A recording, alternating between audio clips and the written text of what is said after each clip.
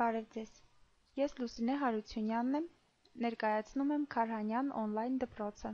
Այսօր մենք կխոսենք ի ձայնավորի հնչյունափոխության մասին։ Ինչպես գիտենք, հայերենում շեշտը դրվում է վերջին վանկի ձայնավորի վրա։ Բացառությամբ գաղտնավանք ունեցող բառերը, որոնց շեշտը ընկնում է նախորդ ձայնավորի վրա։ Օրինակ՝ դուստր, թանձր։ Եթե բառի վերջում ավելանում է ածանց կամ արմատ, շեշտը տեղափոխվում է նոր բառի վերջին վանկ։ Քաղաք, քաղաքի, այգի, այգեպան, տուն, տնամերձ։ Ինչպես տեսանք, քաղաք բառի ա ձայնավորից շեշտը տեղափոխվեց քաղաքի բառի ի ձայնավորի վրա։ Հայերենում շեշտը կորցնելիս հնչյունափոխության չեն ենթարկվում միայն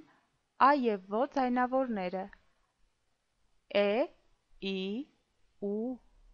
ձայնավորները շեշտը կորցնելիս ենթարկվում են հնչյունափոխության։ Մի քանի միավանք բառերի սկզբում ին դառնում է ը, որը գրվում է։ Օրինակ՝ ինձ, ընձուղտ, ինչք, ընչաքաղց, իղձ, ըղձալի։ Միավանք բառերի փակ վանկի ին դառնում է ը, որը չի գրվում։ Սիրտ, սրտակից, գիծ, գծավոր, գիր, գրել։ Բազմավանք բառերի վերջում, երբ ավելանում է ակմասնիկը, ին դառնում է ය, եթե շեշտն ընկնում է այդ մասնիկի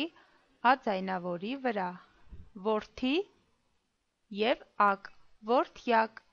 աղավնի և ակ, աղավնյակ, կղզի և ակ, կղզյակ։ Շատ բազմավանք բառերի վերջում ին միանում է ավելացող վանկի սկզբի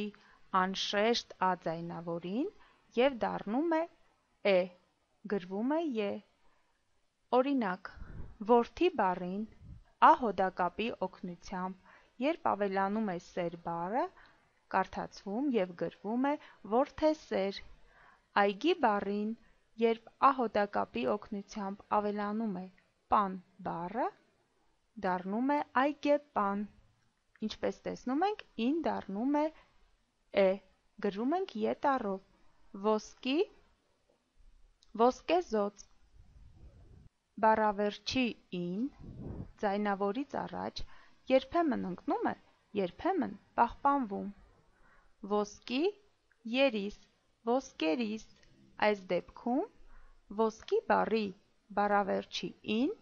սղվում է։ Բարի ություն, բարություն, նույնպես ին սղվում է, բայց բեժի